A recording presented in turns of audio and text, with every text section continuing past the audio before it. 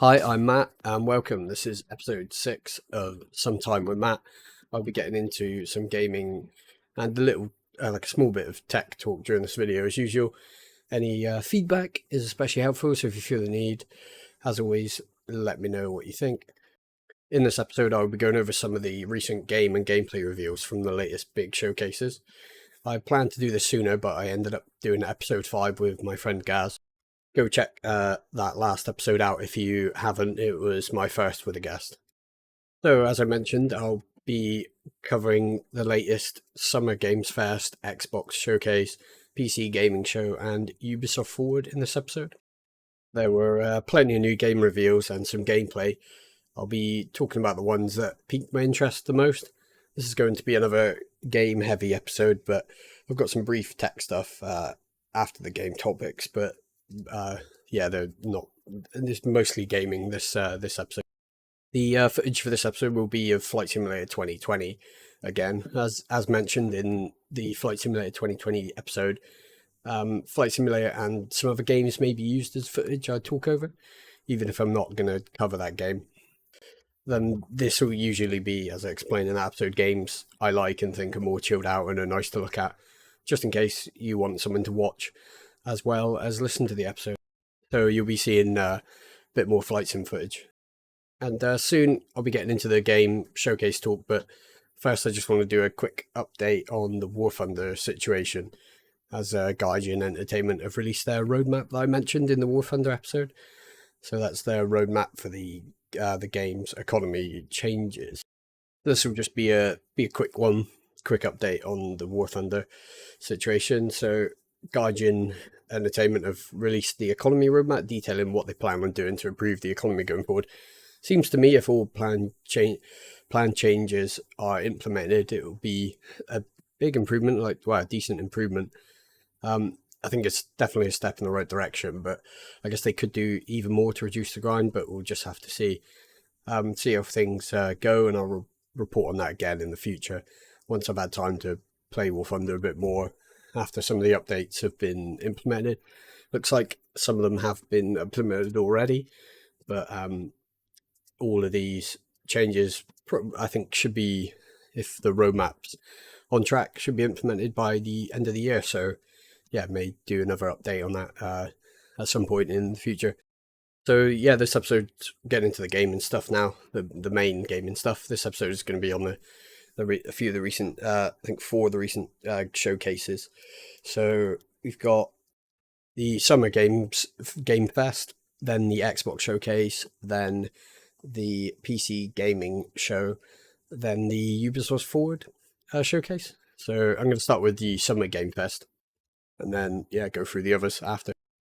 And as I mentioned, there's more games than I'm going to talk about, but these are just the ones that piqued my interest a bit. And a few more than I expected actually caught my eye with some of these. So first off, I'll start with a game. So this first one is the Summer Games Fest. So a game called Throne of Liberty. So it's a new MMO.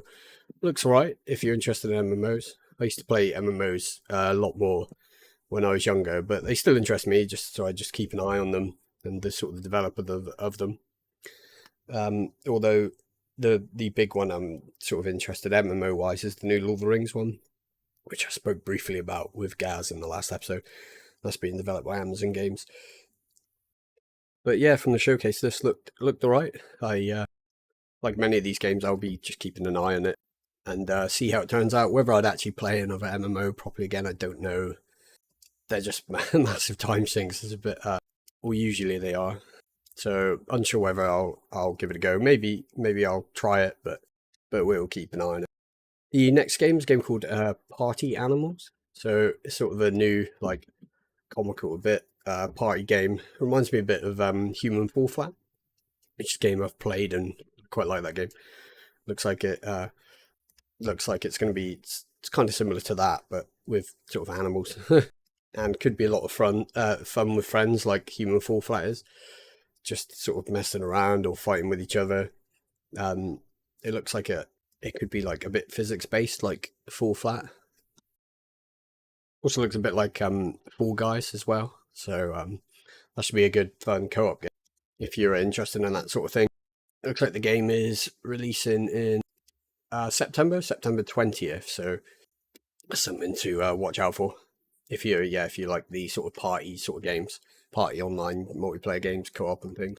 Especially if you've played Human Fall Flat or games like Fall Guys. Now the next game is Lies of P. This is looking to be really good. Hopefully it lives up to the hype surrounding it. Is quite Bloodborne or Souls-like, which is a good thing to me. Obviously, I really like those games. And I've been keeping an eye. Actually, well, I knew about this for a while. I've been keeping an eye on it. Yeah, I'm liking the aesthetic and dark style of it. It's looks pretty good, pretty cool setting as well. A pretty rare setting, it seems. Set in the Pinocchio universe, a bit random, I guess. But yeah, pretty rare setting. I don't know of any other sort of games set in that Pinocchio universe. There is currently a demo out on PC and consoles, but I'll probably wait until the release and the reviews around release before I give it a go. But I am, really liking the look of this one.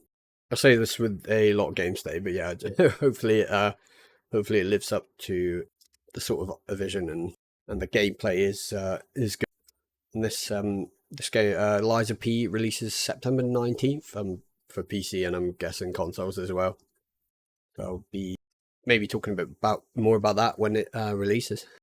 Next game up is Return to Moria. So this is a Lord of the Rings survival game. Return to Moria is based in the dwarven mines of Moria. Would have brought this up in the last episode of Gaz, but I didn't realise it was a thing before the showcase. I'm pretty sure, not sure how I missed it, but I guess we could have spoke about this a bit in the last episode. But if you're into that sort of survival, and I think it's mostly going to be like mining and things like that, so maybe a bit Minecraft-esque. I don't know, but sort of crafting and survival.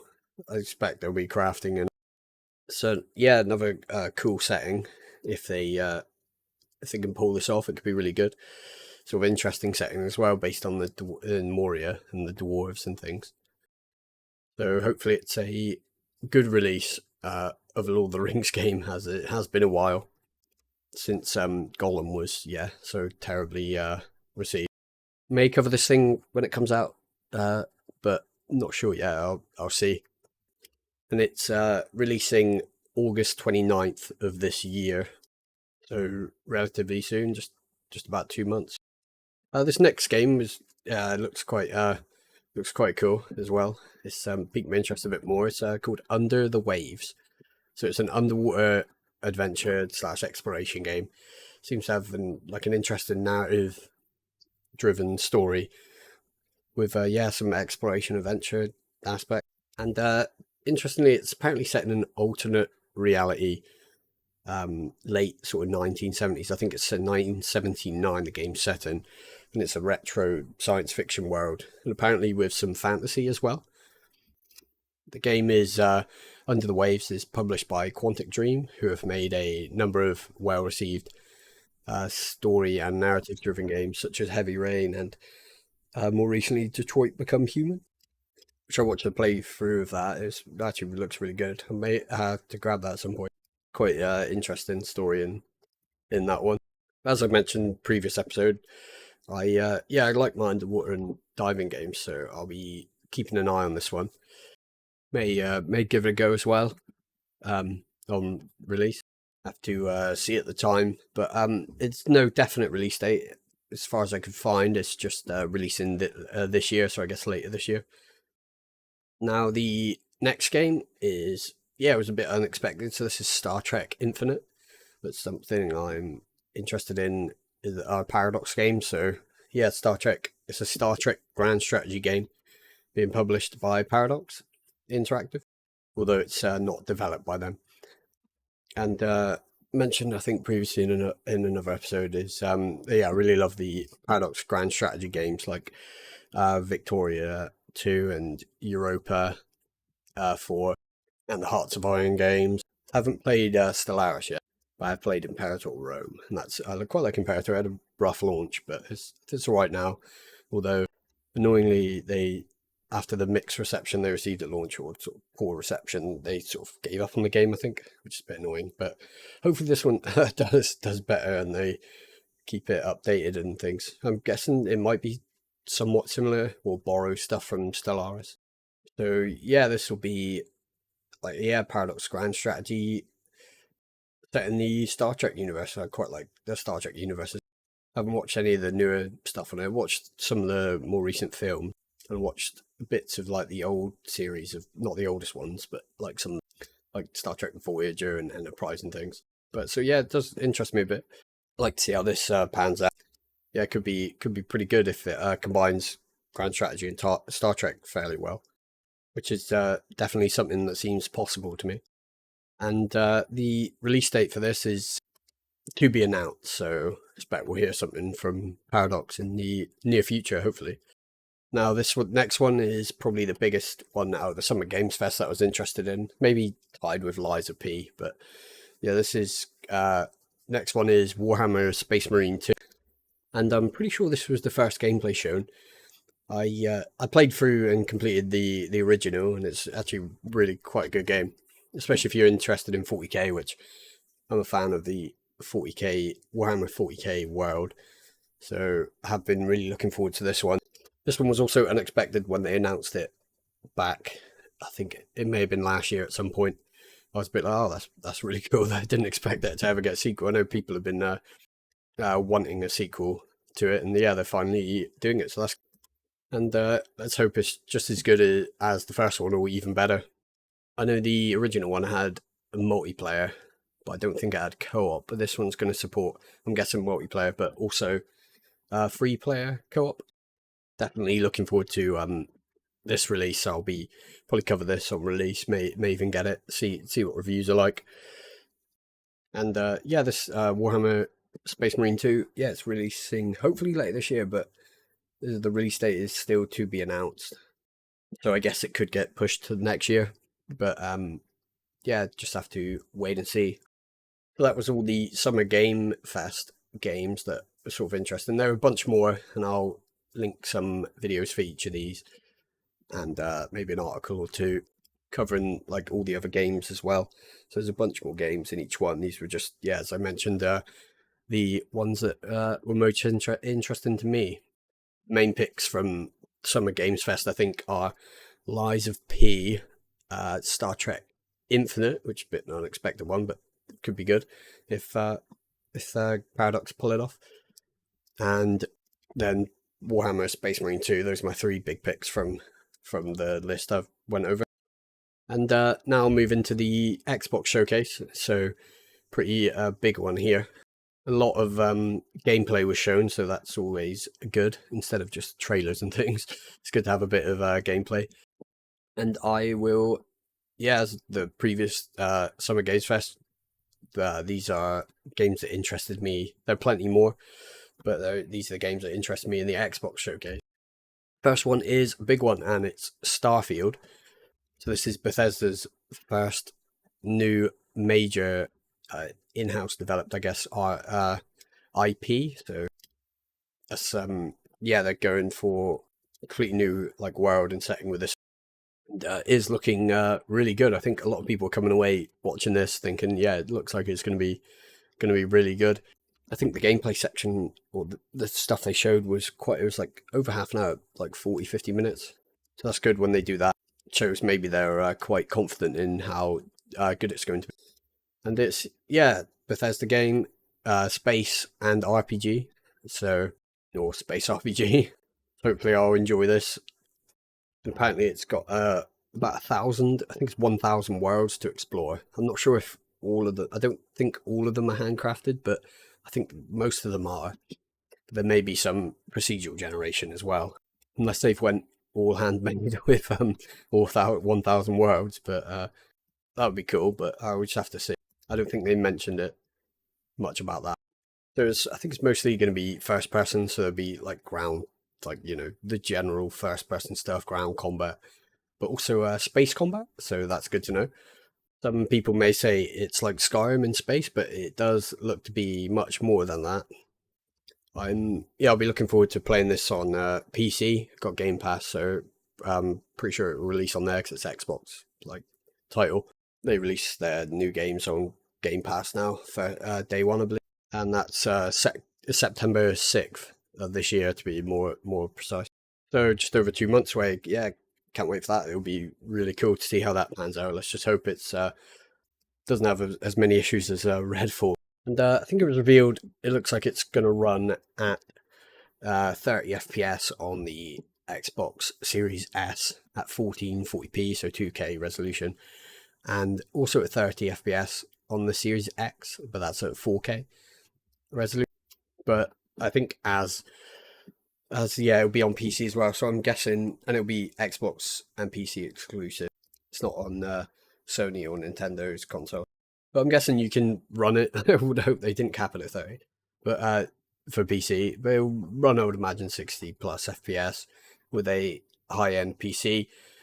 And I'll be talking a bit about the system requirements of it a bit at the end of these showcase talks as a sort of little extra talk. But we'll just have to wait and see the performance given the state of some PC releases recently. Redfall, I mentioned. Also, I think the latest Star Wars Jedi game had some pretty bad issues on PC wise, so we'll have to see how that goes. And also, like, Bethesda are known, I guess, for a bit buggy launches. So many previous big Bethesda games had fairly rocky launches, bugs wise, including games from both the Fallout and Elder Scrolls series of games. But hopefully Starfield will be a better launch. Maybe they've learned some stuff from the previous titles and issues they had on the launch. And yeah, so really looking forward to that one. Probably the biggest game revealed, I'm thinking, at the ones that were interesting to me, I guess, is probably Starfield. But yeah, gameplay wise though, it looks like it's going to be real good, but you never know. That's always wait for reviews on games these days. Generally, you have to wait for reviews. You never know what could happen. And yeah, as I mentioned, it's releasing on the 6th of September this year. And the next game was a bit of a shock to me, I guess, is Microsoft Flight Simulator 2024. So yeah, a bit of a shock, I think, to me and a few others, as it seems quite soon to release a sequel to 2020. I had expected them to release a sequel to it, as there have been plenty of flight simulators, but I just didn't expect it so soon. Or maybe it's not soon. But because if you look back at the release dates for older games like pre-Flight Simulator 2020, they do generally release 2 to 3 years apart. I think so. You got Flight Simulator 2002. I detailed more of this in my Flight Simulator episode, but so you got like Flight Simulator 2000, then 2002, then 2004, A Century of Flight. Then you had Flight Simulator X, which was like 2 or 3 years after 2004. So it's not without precedent, I guess, in the Flight Simulator series. There was a big gap, as I mentioned, between Flight Simulator X in like 2006-07 to Flight Simulator 2020. But yeah, so this sort of 4-year gap, 2020 to 2024, yeah, it's not uncommon, I guess, in the past for the Flight Simulator series. But yeah, just sort of come out of nowhere to me, because they are still, as far as I know, still working on Flight Simulator 2020, and apparently most of the I'm not sure mods or like store things that you buy in Flight Simulator 2020 should work in 2024. That may be up to the mod or mod packs or content developers though with that. But Microsoft did say that it should, most of the game stuff should be compatible. And it looks like they're adding more gameplay stuff. So mostly with Flight Simulator 2020, it's just doing your own thing or flying around. There are mods to do like missions and things, and there are like built-in training and stuff like that, and sightseeing missions and things. But I think this is going to focus more on missions and get like more like gameplay, like doing like maybe like deliveries and mountain rescue, and look like some things related to like oil rigs and all sorts of gameplay that are like more mission based. So that'll be interesting to see. That'll be cool. Looks like they may also be updating the visuals. I noticed the sea looked a lot better. Definitely the sea sea in the ocean and things. The waves and stuff looked definitely updated from Flight Simulator 2020. So yeah, I'll look forward to this. I'm guessing it's going to be a Game Pass, so I will play that on probably on release. See how it launches. But yeah, that'll be interesting. Bit of a bit unexpected, but pretty cool. Can't find much on the release date, but given its name, I'd imagine it would be later this year. I think Flight Simulator 2020 released in 2020. I think it was end of September 2020 or early October maybe. So I'd imagine a similar sort of time frame for this one. And hopefully they update some of the performance. Sometimes it's a bit rocky sometimes, but it's all right generally. It's just be nice if they improve the performance, added a few quality of life things to this one as well. But yeah, definitely will be trying this on release, I think. May do a video on it. And the next one is Forza Motorsport. It's not numbered, it's just Forza Motorsport. So maybe it's like just a reboot of the entire Forza series. I guess they're not really story based, but just maybe starting over with just the Forza Motorsport branding. And this is the first mainline.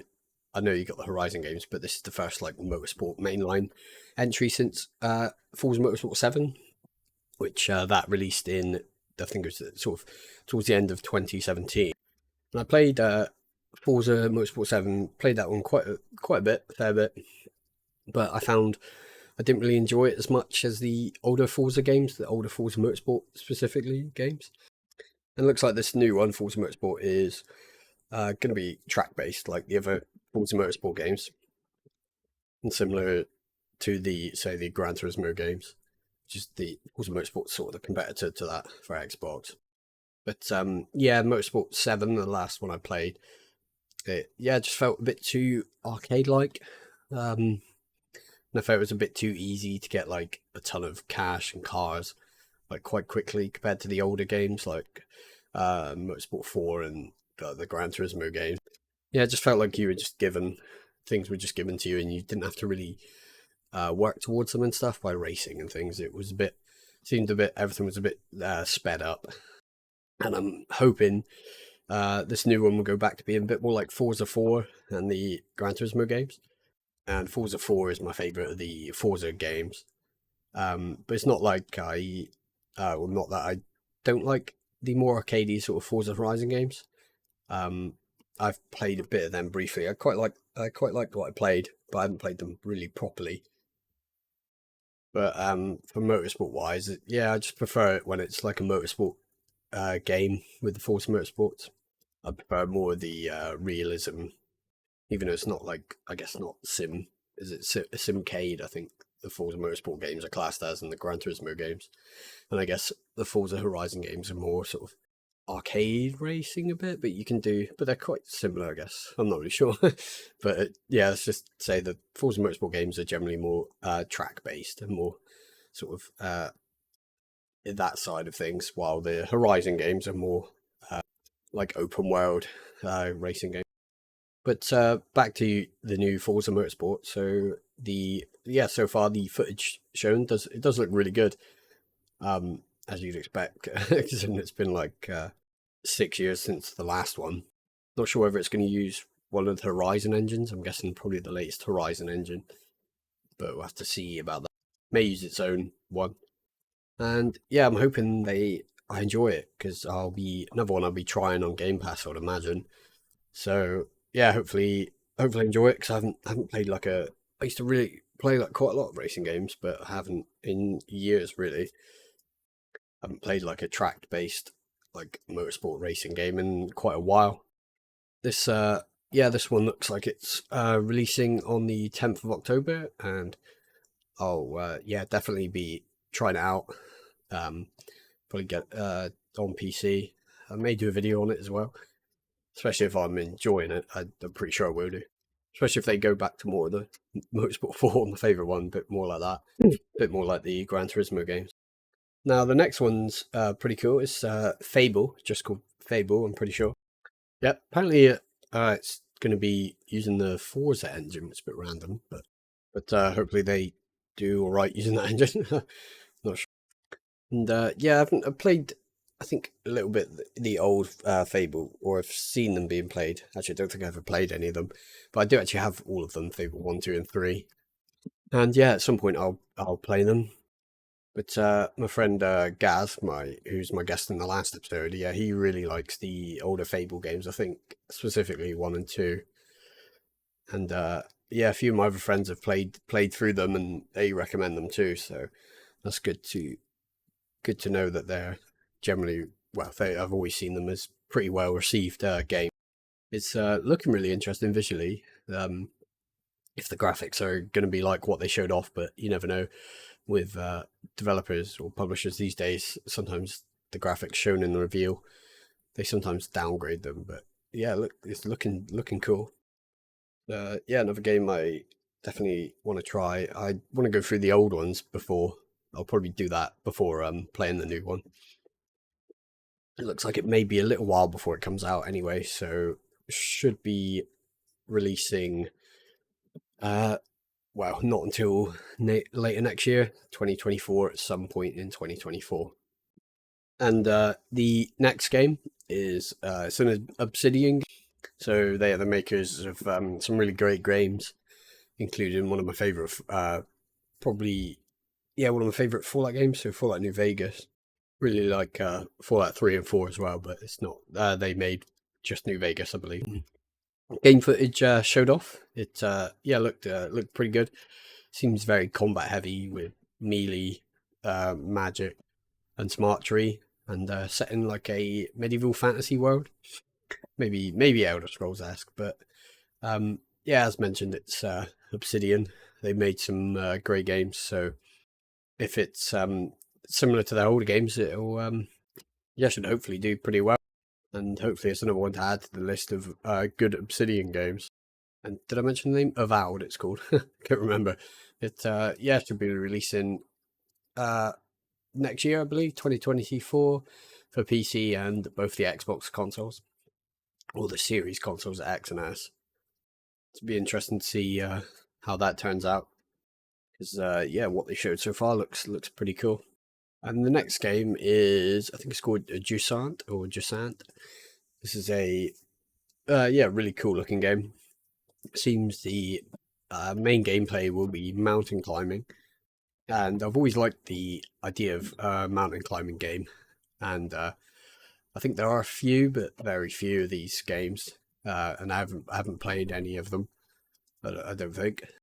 But yeah, there'll be exploration elements and apparently action puzzle elements. I'm not generally really that keen on puzzle games and things, but yeah, see how this is. Maybe it will be good. It's also being developed by the developer Don't Nod. I think they're known for some uh, quite a few decent games, maybe more story based games, but see how they do with this one. So I'm guessing this will be pretty story heavy as well, I would imagine. So there is a demo of it out now if you wanted to try it, but I will probably be waiting to give it a go on release on Game Pass. I think it's releasing later this year, although it does just say coming soon on Steam. But from where I read somewhere, it looks like later this year. And this is the final game in the Xbox showcase. There was plenty more, but yeah, this is the final one. Bit surprised by this, but I'm very glad this is coming. This is City Skylines 2. Really loved the first game. It's a really amazing city builder. Like, I think it sort of replaced the SimCity games, because the latest SimCity game was pretty bad, apparently. That came out like, I think like 10 years ago or something, but yeah, the City Skylines franchise has sort of taken its place. A really good game, City Skylines 1. Played quite a lot of it. Published by Paradox as well, so that's good, I guess. Gameplay, yeah, is looking similar, looking good, but so yeah, similar to the last one, which yeah isn't a negative at all for me. I really love the last one, so we'll be yeah looking forward to this. Yeah, just a bit unexpected. Come out of nowhere, I guess. Another game that sort of come out of nowhere, and really enjoyed the first one. So yeah, I'll definitely be giving this a go. The City Sky. Hopefully this will be moddable as well. I would imagine it is. The first City Skylines heavily moddable. It's a really good game. There's so many mods for it. So there'll be, I would imagine, plenty to do in this game as well, if you want to play with mods. But even the base game for City Skylines is pretty good. Yeah, like really good game. And Cities Skylines 2 is releasing October 24th this year. So that's one I'll definitely be keeping an eye on. I think sort of the main ones I'm looking forward to be honest, most of them, like Starfield, Flight Sim 2024, definitely Forza Motorsport. That'll be interesting to see how that turns out. Fable as well, and City Skylines as well. City Skylines 2. So I like quite a few of those games that I've spoke about. I'll be definitely keeping an eye on all of those. And yeah, that was the Xbox showcase. And I'll be moving on to the PC gaming show. So this is PC Gaming Show 2023. Go over some more games that interested me. There was actually a lot shown here, but these are the ones that I sort of picked up on that yeah, looked good to me. So yeah, starting with the first game. This is a game called PAX Die or PAX D. Game looks really quite interesting. Quite piqued my interest quite a bit actually. It's a medieval themed fantasy game set in an open world, with European mythology and folklore elements. Yeah, the gameplay looked quite cool, and the developers were talking about the game. That was quite interesting. Spoke about it for a bit. Graphics are graphics visuals looking really nice actually. It reminds me a bit of the A Plague Tale games.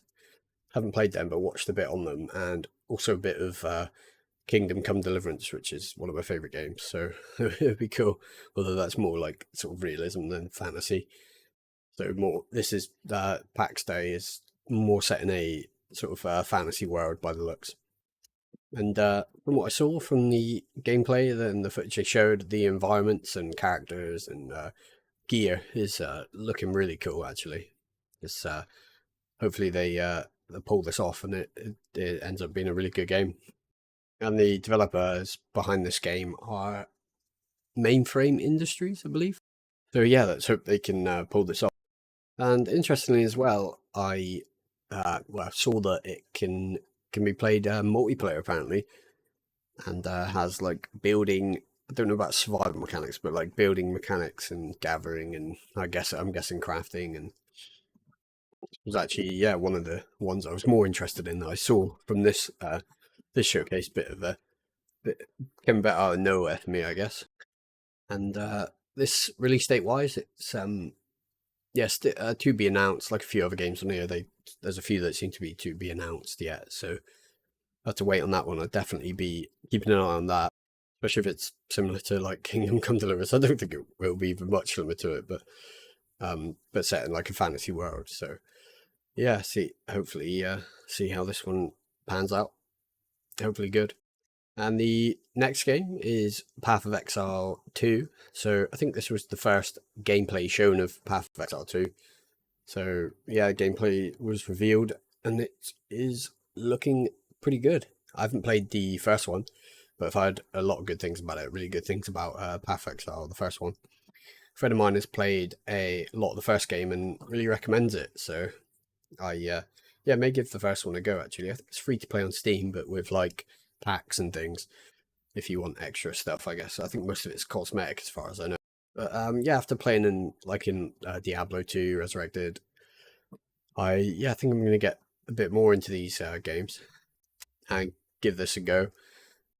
And I think try the first one as well before this releases. I think it's releasing on most consoles and PC. And release date wise, from what I've read online, it's expected later this year. For the platforms I mentioned. And it looks like it'll be free to play as well as the last one, I expect, with the cosmetics and packs and things you can get for the first one. And the next game up is a game called Ferocious. So this is a new action-adventure game with dinosaurs, lost, and apparently the developer said like a Lost World type of setting. So it looks like you'll be exploring the world, and that'll be a big part of the game. So that's interesting. Quite like my dinosaur games. I haven't played any really in a while. But world and graphics wise, it looks really nice actually. And haven't had a good dinosaur game in a little while, I don't think. So hopefully this is a good one. I quite like something like dinosaur games I've played in the past, like the Turok games. I quite like them. Recently went through Turok 2008, I think, a couple months ago on Xbox 360. It was alright still. Not as good as I thought it was. I remember when it came out, I played through that and really loved it, but it was still it was okay. It didn't quite hold up to how much I used to like it. And then Ark, quite like Ark Survival Evolved. Haven't played that in ages though, but when I used to play it, I quite enjoyed that. And I think this game's still in early access. Played this a little while ago. Is The Isle, where you sort of pick a dinosaur. It's sort of like a dinosaur survival game, I guess, depending on which game mode you play online and which servers you're playing and stuff. I've also played some of the older Jurassic Park games. The PS1 Lost World Jurassic Park game was quite like that. That's quite a cool game. Played that a while ago actually. It's quite a hard game though. But yeah, some of the Jurassic Park games, Operation Genesis. So, although this isn't anything like those, I guess this is more like an open world, similar probably to Ark, I would imagine, or at least somewhat similar to Ark, closer to Ark than the other games I mentioned. But we definitely want to give this one a go. I quite like the idea of Ferocious being like a exploration game as well. Like you're sort of, I don't know if you're stranded. You're a human, I guess, but with a gun and things. But it's like stranded on like a prehistoric island, maybe King Kong-esque. That'd be good. I like the King Kong game, but with like survival elements, I guess. Looks like there may also be like marine, like reptiles and things. Maybe it'd be like, uh, like mosasaurs and things like that, like dangerous things in the water, animals in the water as well as on the land. So that would be, would be definitely one I'll be keeping an eye on. Give this one a go. Some another game as well that's to be announced release date. So just have to wait on that one. Next game is Lords of the Fallen, and I haven't played the original Lords of the Fallen, which I think came out a few years ago, but I've heard some good things about it. Have sort of average to good things about it. The graphics look pretty wild. So Unreal Engine 5, so you'd expect it to be pretty decent looking, and probably is going to be quite demanding, I'd imagine, PC wise. The atmosphere is looking pretty cool as well, and design. It feels like quite a dark looking game, which is good. Quite like that in games generally. I'm pretty sure as well that the Lords of the Fallen games are they're similar like Dark Souls like games, but have their own sort of twist and world. So, and I did see some previous footage on this game. So yeah, I've sort of been interested in it for a little while actually. Hopefully, hope it's all good, and I think it'll be one of the first like major Unreal Engine 5 games. To be interesting to see how it like with Unreal 5 fully implemented. It'd be interesting to see how that runs and on PC and stuff. That'd be cool from like a performance perspective, just seeing how the game run. And I think it is a successor, maybe a sequel to the original one, which released in 2013, I believe, maybe 2014. And this new one, Lords of the Fallen, is releasing October 13th of this year, so a few months away. And the next game is Warhammer Age of Sigmar Realms of Ruin. So this is an RTS game, real-time strategy game set in the Warhammer fantasy universe. So quite interested in this. The only actual Warhammer fantasy stuff I've played is the Total War Warhammer games. Quite like them. Haven't played the third one, but I've seen reviews on it. But yeah, I played quite a bit of the second one, and do have the first one. But if you have the second and first one, I think the third as well, it combines into like Immortal Empires. So they combine the games. It's its own like campaign where you get all the maps and races and things together, factions or whatever. And after playing the Total War Warhammer game, is a game more interested in the world of Warhammer Fantasy. So definitely want to try more games in that universe. And as mentioned, a big fan of Warhammer 40k already. Yeah, this new one doesn't look to be like the earlier and really good Dawn of War games, but does seem pretty cool. Anyway, release-wise, another game. It just says coming soon, so I can't find a release date as far as I can tell. I think there's like an open beta or something going on at some point, but that may have already happened actually. I'm not quite sure. And the next game up is Baldur's Gate 3. So this is another installment in the classic sort of RPG series of games, the Baldur's Gate games. I think I've got a few of these on GOG and on like the related games on Steam. I've got copies of the old PS2 ones, the Dark Alliance 1 and 2, which I want to play at some point. And I've been recommended like the older ones. But yeah, I just haven't played any of them yet.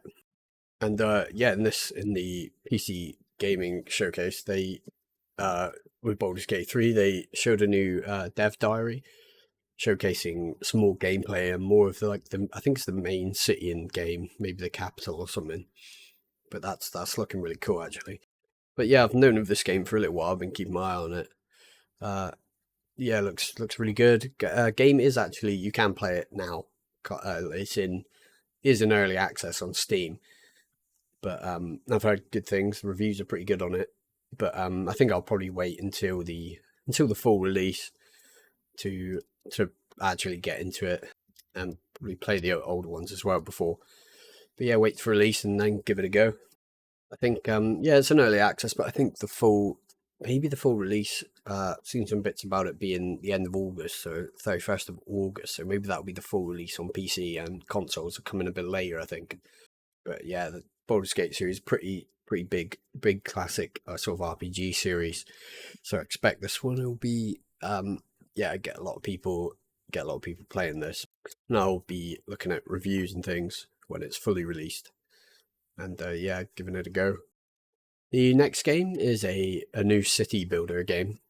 I think it's similar to like the old Caesar games and like Pharaoh and stuff by the looks of things. But yeah, it's yeah, new city game, Nova Roma. So city builder game with a Roman theme, and yeah, very stylish look. Actually, looks pretty cool.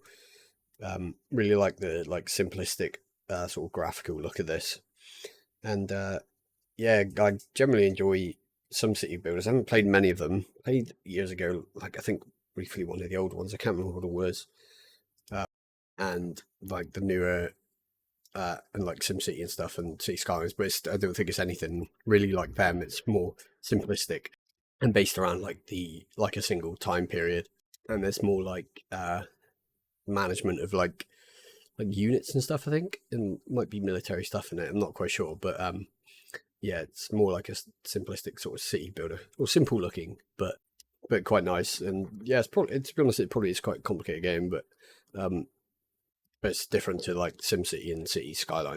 And yeah, I'm guessing it'll be similar to like the older sort of old school city builder games. But yeah, have its own sort of twist, own modern be like a modern example of the genre. And yeah, as I mentioned, game looks really nice actually, and feels like there's like a lot going on. A lot for you to manage, probably. Like a lot of city management, general management stuff, and making sure your citizens are happy and things. You probably have to change like tax and laws and stuff like that to improve your citizens and their happiness and stuff. Maybe there'll be a bit of trading and things as well. And yeah, this Nova Roma, apparently it's releasing sometime next year, so 2024. And the next game is Dune Awakening. So this is a survival MMO set in the Dune universe. It's actually being made by Funcom, a developer whose games I've played a fair bit in the past. More recently, Age of Conan, but not Age of Conan, Conan Exiles. But sorry, Age of Conan was, yeah. We'll talk about that quick. It was one of my favorite MMOs back in the day when I used to play a lot more of them. And it's actually still going. I think I played it with a couple of friends. It would have been like 5 or probably it was like 4 or 5 plus years ago. We went out and tried it again. So it came out in like 2008, 9, I think. But yeah, it's still going actually. Still got a player base. But yeah, may actually give that a go at some point again when I feel like trying an MMO again at some point, because I did used to quite enjoy it back in the day. I think I actually played it not long after release actually. And then you've also got the more recent Conan Exiles games, which is really like Conan Exiles. It's game I've played a lot of. It's one of my most played games on Steam, I think. I haven't played it I think last time I played it was just over a year ago, but yeah, I sunk quite a bit of time into Conan Exiles, and that's like a survival crafting and things with multiplayer. I suppose co-op if you just play with someone like privately or whatever. Um, yeah, I really love Conan Exiles. Really good game if you're into that sort of thing. I really like the Conan universe as well. It's really quite interesting universe. And this Dune Awakening is going to be looks to be a survival MMO, so that'll be interesting to see how they do that. I know Conan Exiles was an MMO, but I guess Age of Conan is, so got a bit of combination of the both, I guess. Cool if they did like a new Conan game though, like this maybe like a survival. I guess they got Conan Exiles though and Age of Conan, but maybe updates to them at some point. Maybe they'll update them. I think Conan Exiles is still quite popular actually. It's still quite played quite a lot. I remember on release it was really quite big. But yeah, it's still going all right. I think with DLCs and things. And Dune wise, I haven't really consumed much of sort of the Dune universe, but yeah, I know it's very much loved, the Dune films and things. So I'm hoping Funcom can make a good game based upon that. Just have to wait and see. I think Funcom are generally right, but they've had a few rocky launches with a few games. But Conan Exiles and Age of Conan pretty good still, as far as I know. Or, definitely Conan Exiles is still good. So I have to wait and see how Funcom do with that. And release wise, it's another another to be announced game, or coming soon. But I think it's from what I read online, we're looking probably end of this year or sometime next year for an early access. So yeah, could be a little bit of a wait, but yeah, hopefully not too long. Want to see what this sort of pans out like.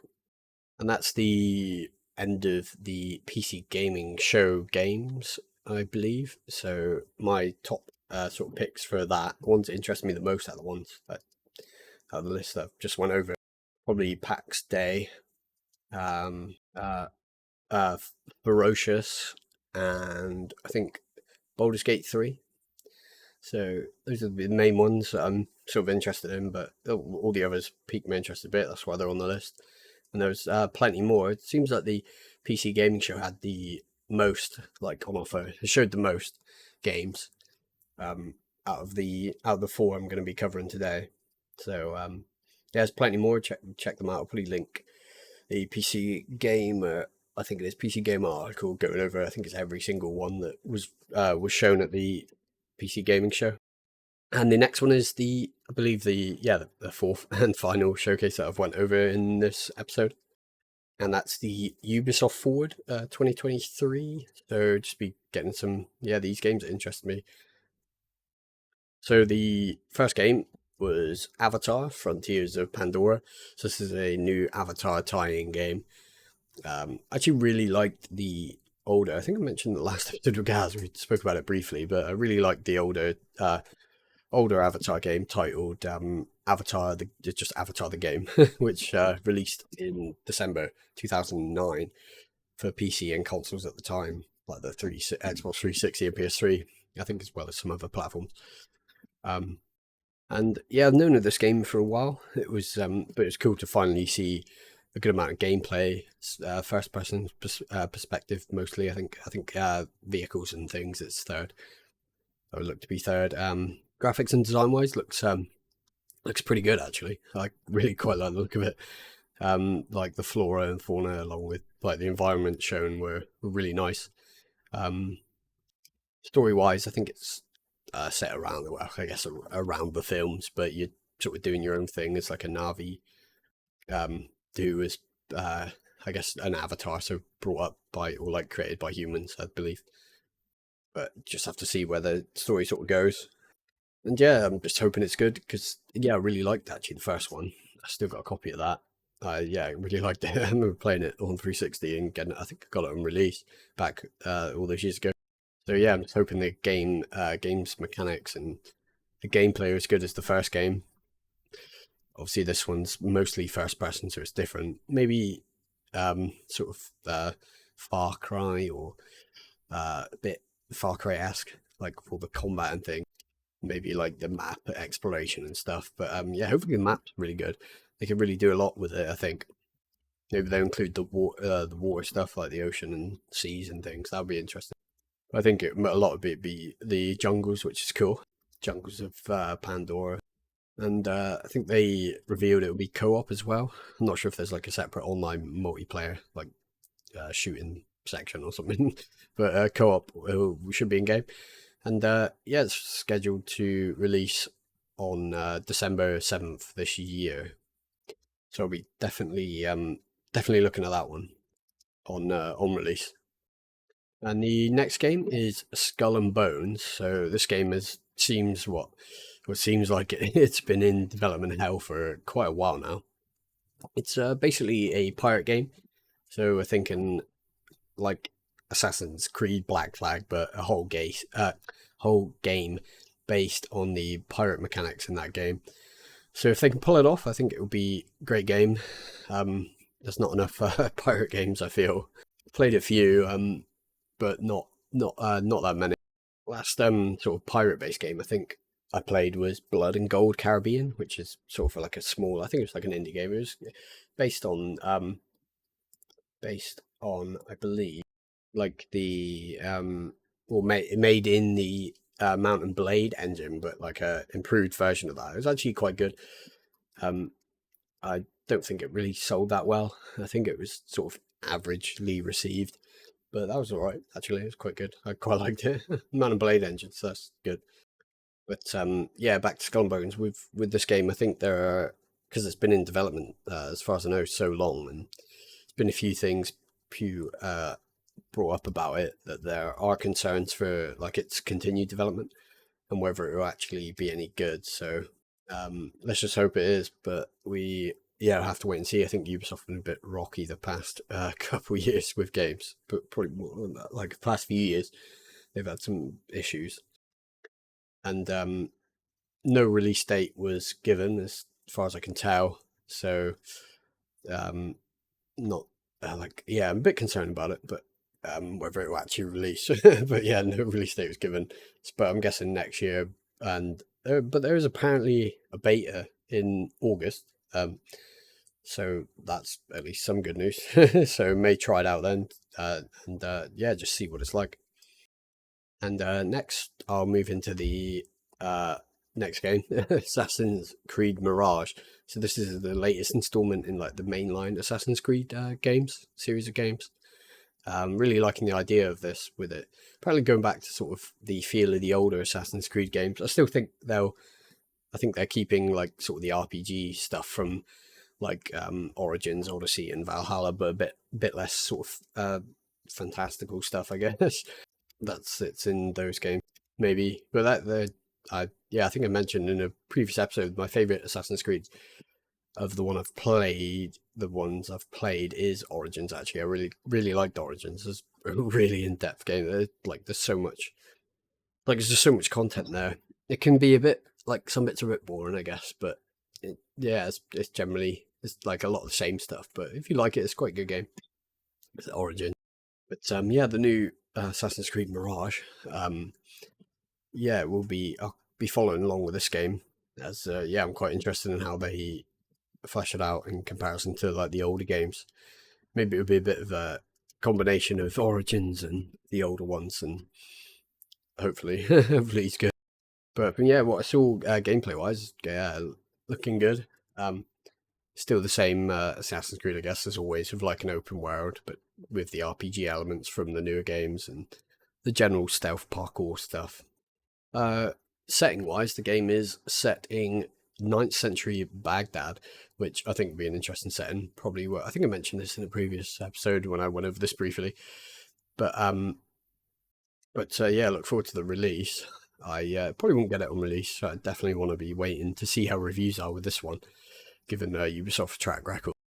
And it looks like, yeah, I thought this was going to be like a new engine. It looked newer, but it looks like it's just going to be using the same engine as Assassin's Creed Valhalla. I guess they would, well, I would imagine they're going to have it updated visuals though, and updated like gameplay mechanics and things. But yeah, definitely looking forward to it. I think this is the first mainline game be since Valhalla, I guess, which released back in 2020. So they went from doing an Assassin's Creed game like every year or every 2 years to now they've held off a bit. So maybe that will help with the development, giving it a bit more time before they decide to release it. A bit more development time, I should say. And it's yeah, releasing on I think most current and some last gen consoles and PC, and that's on the 12th of October this year. So definitely be keep an eye on that one. And the next game is a new Star Wars game. So this is Star Wars Outlaws, I believe it's called.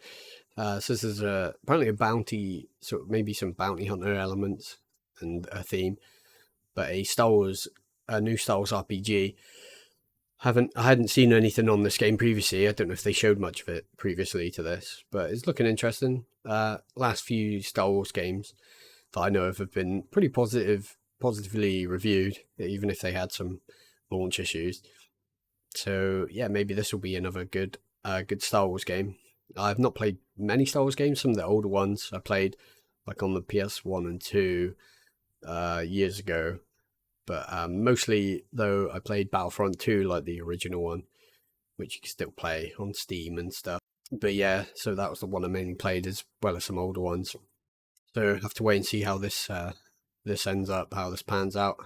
But the gameplay they showed looked quite cool, quite interesting. Like on the like speed bike things, I think they were, and the other bits they showed were quite cool. And yeah, may give this a go.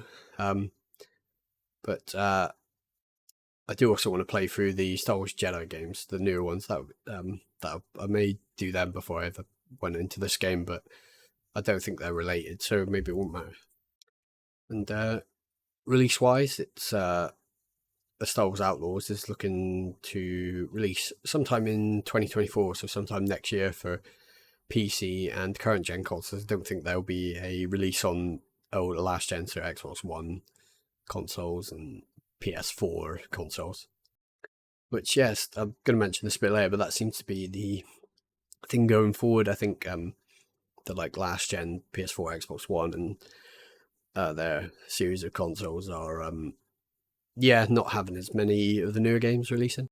Especially like the first party stuff looks like it's going to be all mostly current gen. Well, the third party I expect to release games still. Now I'll talk about that in a bit actually. But yeah, that was the Ubisoft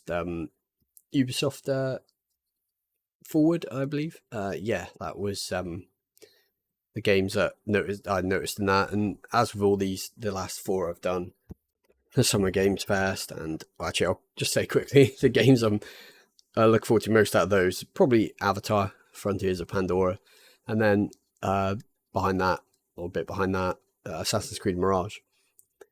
But yeah, as I was going to say, the four showcases I went over.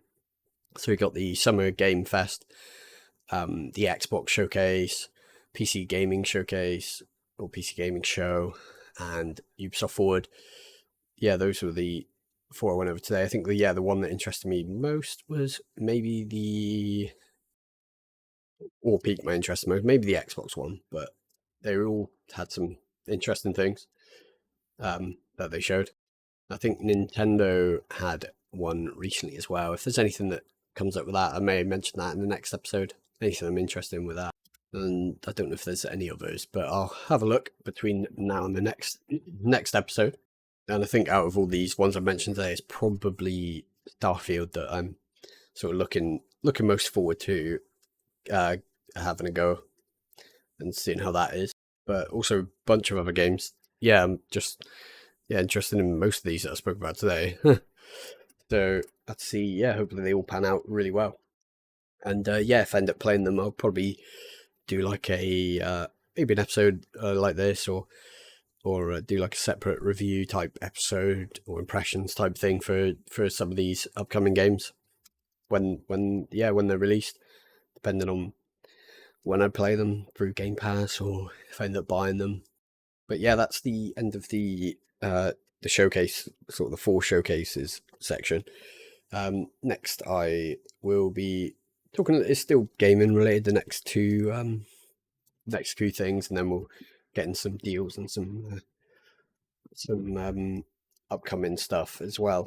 So the first of these in this section is Steam. Just a quick bit on this. So it was a big update to Steam actually. It's overhauling the whole Steam UI and like the in-game overlays and stuff. So that's all been improved. To me, it's improved. There's also like a new note-taking feature. That's quite cool.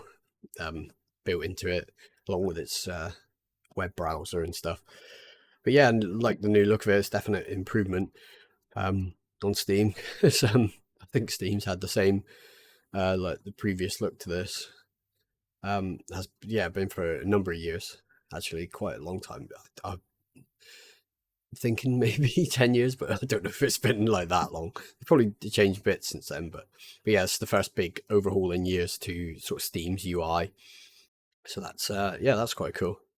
And I know it's sort of early days for this update, but nothing, I've noticed any major issues, but I don't know if it's just my net or my PC being a bit weird. But I've noticed that some just like loading time seems a bit slower, but it could just be because of the new update. But it's nothing major. I just noticed a few times it like hung for a bit when I was sort of browsing through Steam since the new update. But I don't nothing major. It's just could just be random. But if it is like some issue that's been brought up, maybe they'll fix it. Or yeah, tomorrow it may improve. Don't know. And the next one is about the Xbox One and the PS4. So mentioned this briefly, but this is the actual topic about it. But yeah, the Xbox One seems to have reached end of life, or is sort of reaching end of life. And I never actually had an Xbox One. A couple friends of mine did, but I had a PS4, like the base PS4, but which I do still have somewhere. Haven't played it in ages, but do still have it. But yeah, the Xbox One, it looks like Microsoft will no longer support it with like first party releases like from them and their development studios that they own. But yeah, they said you can still use the Xbox One. I guess it's the Xbox One, Xbox One S, and Xbox One X. You can still use them for xCloud, I believe. So you can still use them as like a cloud streaming thing. And I guess all the media and stuff would still be fine on them. And some rumblings as well that Sony may be sort of sunsetting the PS4 consoles as well soon. I'm guessing this is just when it comes to first party games. This for both Xbox, the Xbox and PlayStation consoles, the last gen. This just seems to be in regards to their first party titles. So that's generally studios like Microsoft and Sony themselves. All the studios they own won't be developing consoles. I don't think the Sony haven't said this yet, but Xbox Microsoft have. But yeah, this doesn't mean they'll lose third party support. Like third party developers and publishers, they'll probably still make games for them for quite a while. I think that's been the case with the older consoles like the PS2 and like the PS3 and Xbox 360. They still had games, third party games going for quite a while, and that'll be for the foreseeable future, I'd imagine. But yeah, just sort of an interesting one. But yeah, that sort of the last generation of consoles. Yeah, as I said, I got a PS4, but didn't really like play a lot of consoles during that generation. Played like a few PS4 games, but during that period, I was mostly playing PC as I am now. Really, even though I've got the Xbox, the newer one of the newer ones, I still play that bit more than certainly more than the last gen of consoles that I played, I guess. But yes, just an interesting thing to hear, really. I guess for Microsoft deciding that for the older or last gen consoles. But yeah, I expect them to still have some sort of support for years. Yeah, I mean, I booted up my Xbox 360 that I bought, and you can still connect to Xbox Live on it. I don't think you can really play anything online, but you've still got the Xbox Live features and the gamer score and stuff, and it connects to my main PC and Xbox account. And I think you still watch like YouTube and stuff and stream certain things on there. Not games, I don't think, but like you still download stuff off there. So that came out in like 2005, end of 2005, I think. So I'd imagine these newer consoles, the generation after the 360, will probably last for quite a while.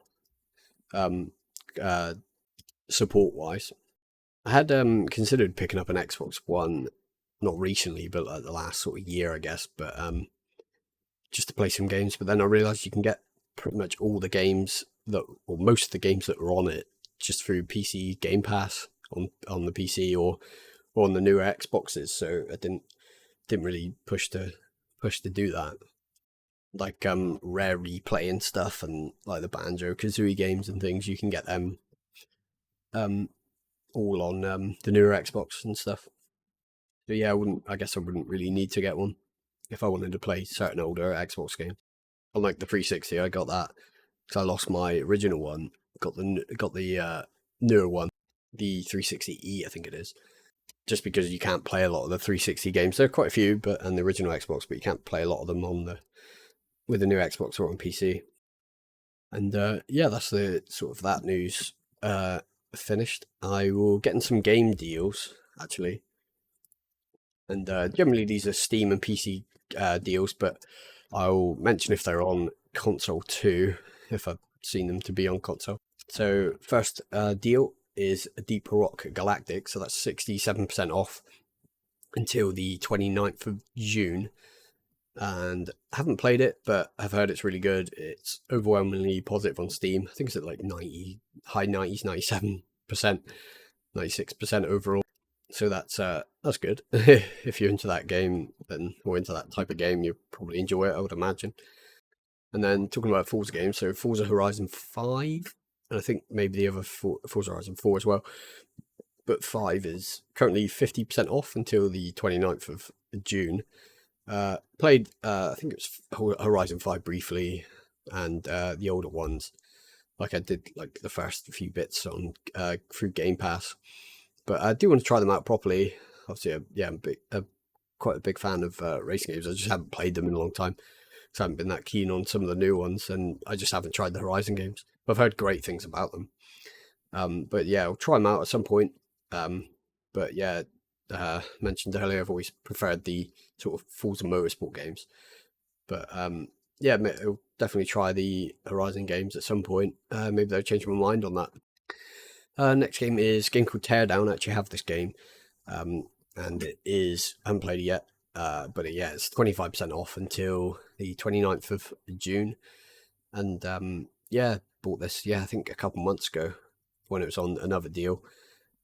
Looks really good though, really quite interesting, like a voxel based destruction game.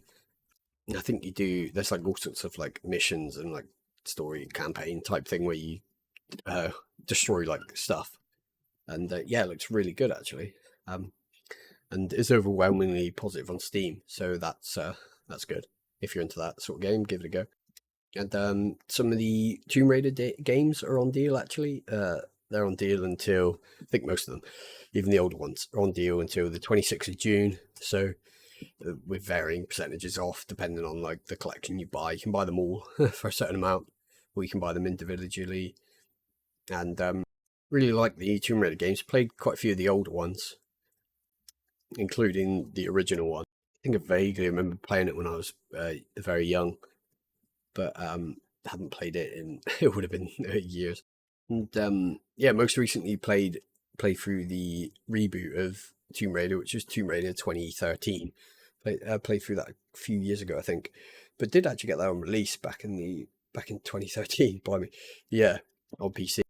And also plan on playing Rise of the Tomb Raider and Shadow of the Tomb Raider, and I bought them in the sale actually. I don't know why. It's just for years I never ended up buying them. It always came on deal, but I always didn't end up going ahead with it. But yeah, finally got them as well. So they're reviewed pretty well, I think. And these are also on deal on Xbox as well, I believe. Don't think on PlayStation, from what I could see. But yeah, that's basically the game deals that sort of either I'm interested in or have played or played games in those deals. But yeah, as always, there are a number of games on sale, but these are the ones I've, yeah, as I mentioned, either played or stood out to me. And next, I will be talking about some new games and upcoming games quickly. So we got Aliens Dark Descent. So that released, depending on when this thing goes up, but a couple of days ago, 20th of June. Looks quite interesting. I think it's more of like looks a bit like isometric, like a action sort of shooter, squad based shooter. Hopefully, it's better than Aliens Colonial Marines. That was bad on launch. Yeah, especially on release. And yes, this new one's released on most platforms.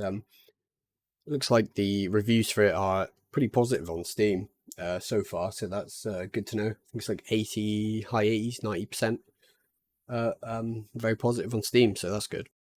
Don't know whether I'd ever try it. I'm not that interested in these the squad based sort of top down games that much. I played a couple of them like a long time ago, but yeah, maybe if it's good or if I play it with friends or something, might try it out. Then next we got Final Fantasy 16, so that's a pretty big release. That's releasing today, whenever this comes out, 22nd of June.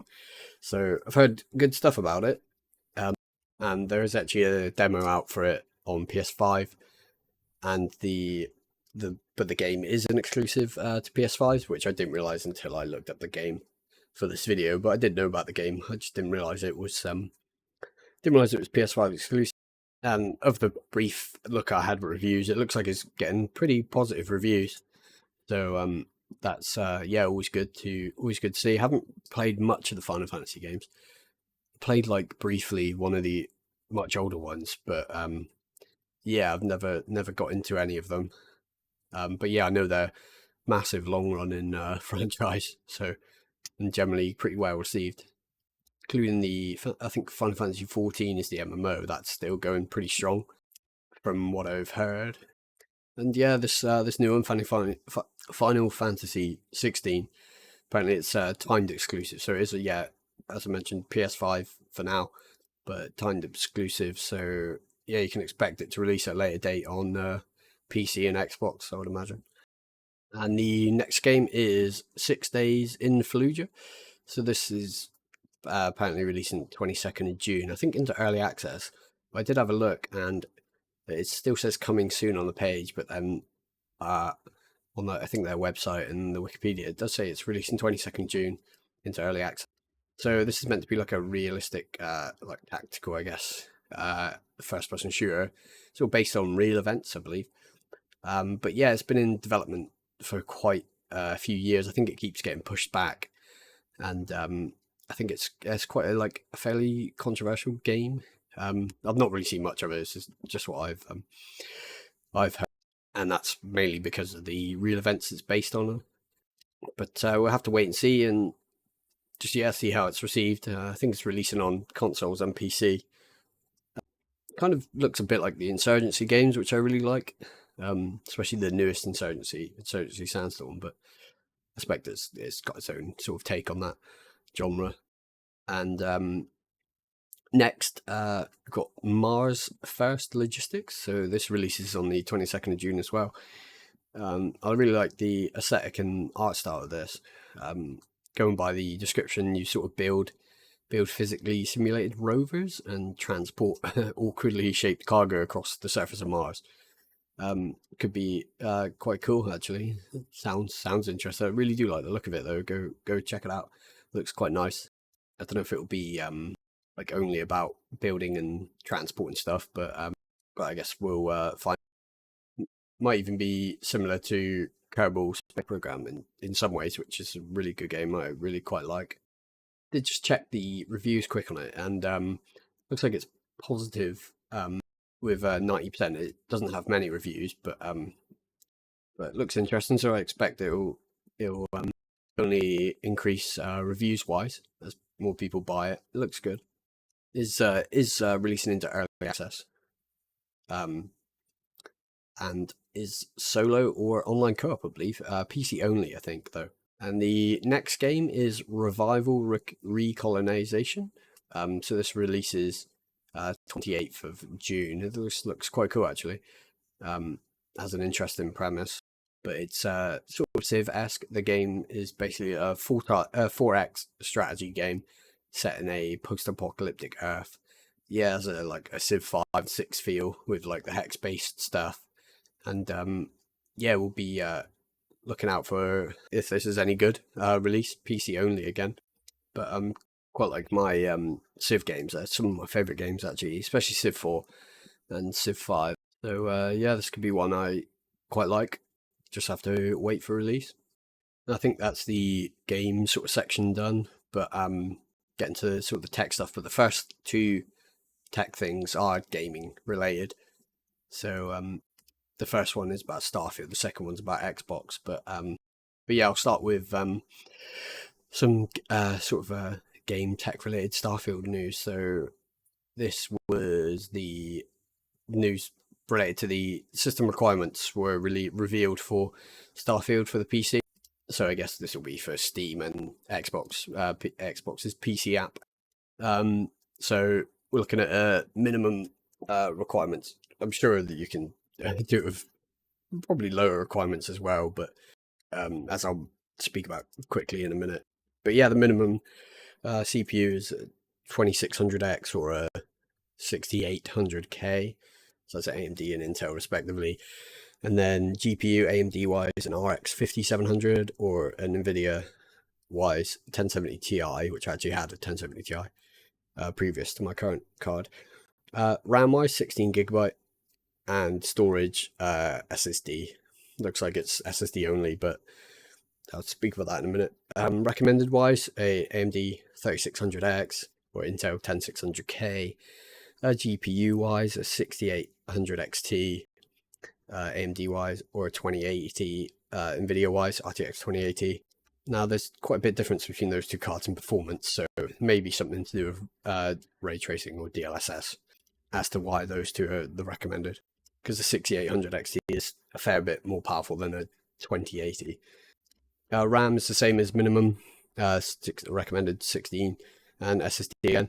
But yeah, they seem reasonable for a new sort of AAA game, I guess. The specs, I expected the minimums to be a bit lower, and I'm guessing it may run on lower spec.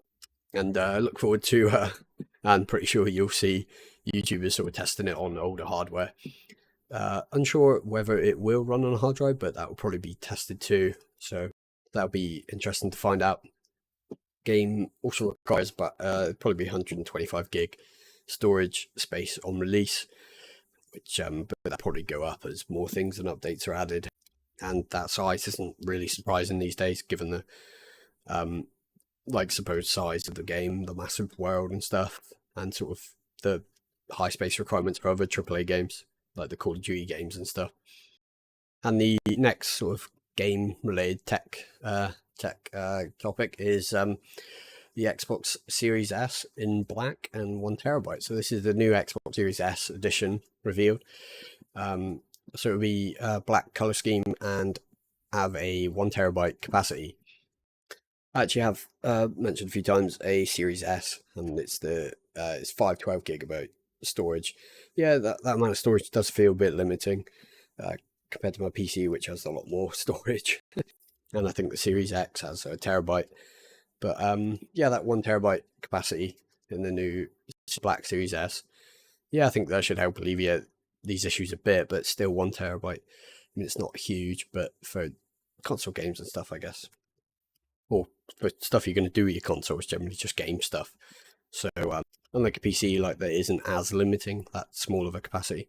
But I don't think I'd sell my Series S, my original one, to get this or anything. But that 1 terabyte capacity definitely is nicer.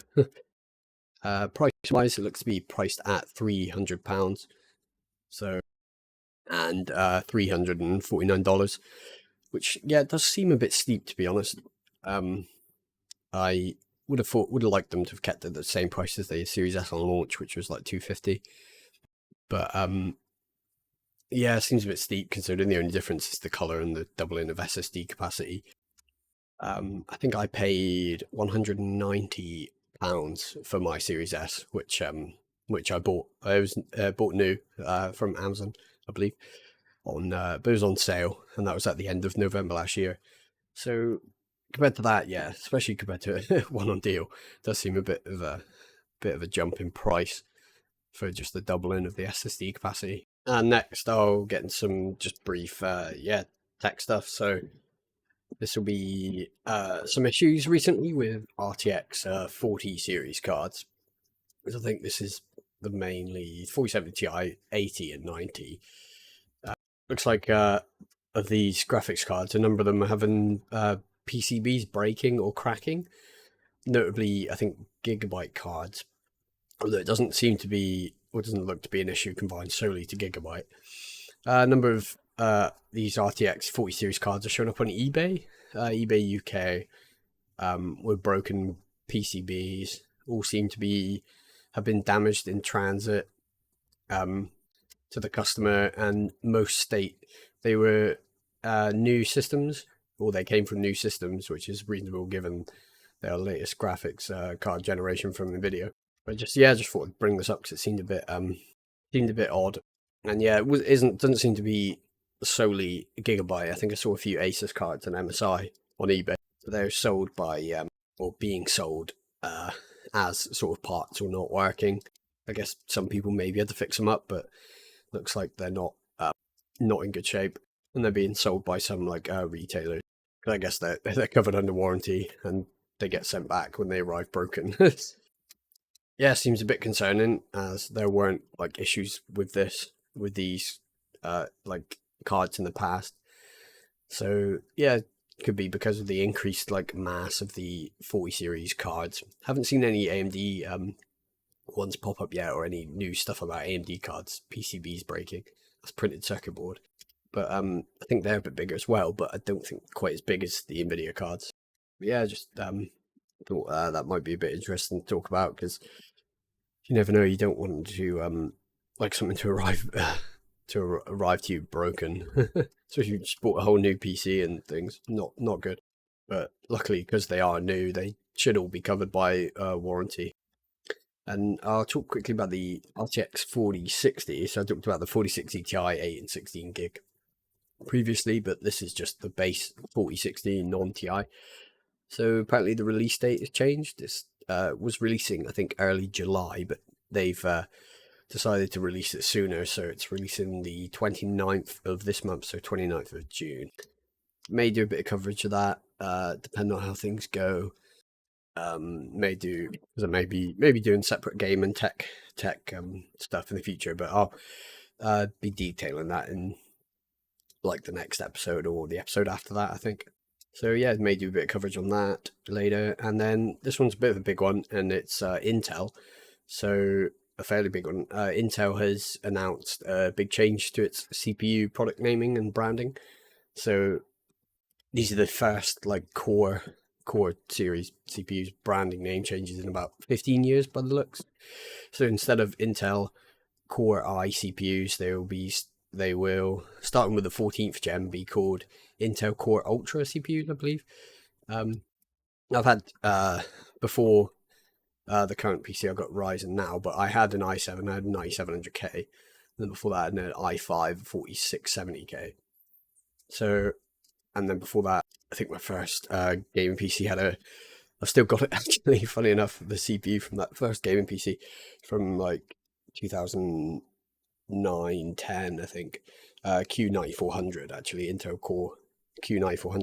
So the core branding, and then later the i branding has been, yeah, with Intel for quite a while. So a lot of PC people would know the like i7 especially branding, and i5 and i9, i3. But yeah, so if I am correct, like an example, this would be the i7 branding.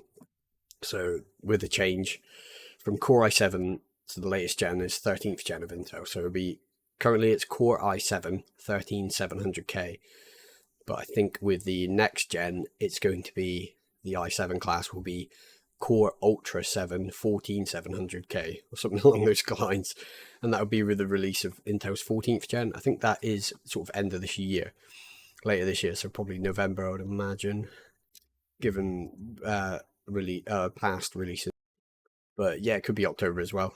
We're talking October, November this year, just going by information I've seen. And I think that will wrap up the video. I think, yeah, covered a fair bit today. I think that showcase section was fairly long, but yeah, it's good to get into sort of the new and upcoming games and things, and just talk about the showcases. But yeah, maybe in the next episode, if there's maybe I'll talk a bit about the Nintendo stuff and anything else that comes up game wise. And yeah, any games I mentioned today, we'll be covering some of them in the future.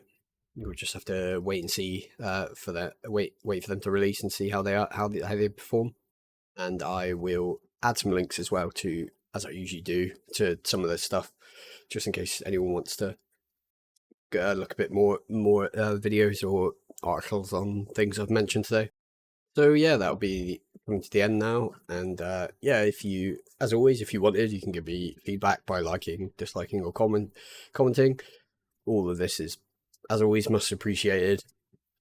And if you enjoy my videos and my commentary over them, feel free to subscribe. That's great. That would be great. Thank you for watching, and I'll be back again hopefully fairly soon.